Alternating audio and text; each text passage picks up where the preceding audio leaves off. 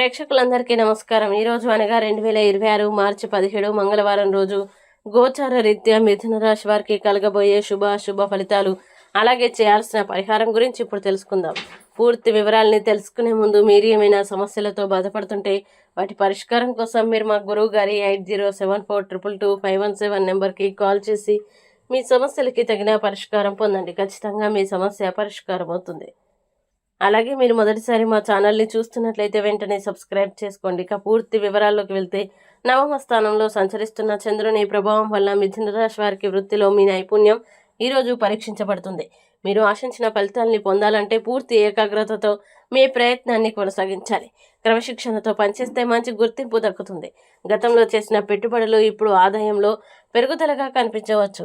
ఇది మీ ఆర్థిక స్థితిని బలపరుస్తుంది. పూర్వీకుల వారసత్వ ఆస్తి సంబంధిత శుభవార్త కుటుంబం అంతటికి ఆనందాన్ని తెస్తుంది.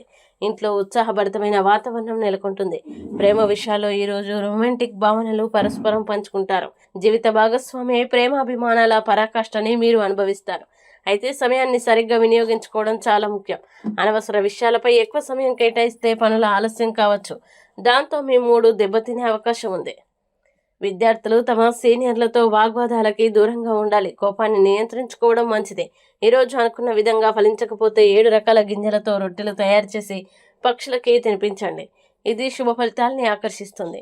ఇక మిథున రాశి వారు ఈరోజు వచ్చే ఇబ్బందుల్ని అధిగమించడానికి, అనుకూల పరిస్థితులు ఏర్పడడానికి శ్రీ దత్తాత్రేయ స్తోత్రం పారాయణం చేస్తే ఈ రోజంతా శుభప్రదంగా ఉంటుంది. ఈ వీడియో మీకు నచ్చినట్లయితే లైక్ చేయండి, మీ స్నేహితులతో షేర్ చేయండి. ఇలాంటి మరిన్ని రాశి ఫలాల కోసం మా ఛానల్ని ఇప్పుడే సబ్స్క్రైబ్ చేయండి. అలాగే మీ రాశి మిథున రాశి అయితే కామెంట్లో తప్పకుండా ఎస్ అని రాయండి. ఇక మీరు అనుకున్న ప్రతి పని విజయవంతం కావాలని కోరుకుంటూ సర్వేజన సుఖినో భవంతు.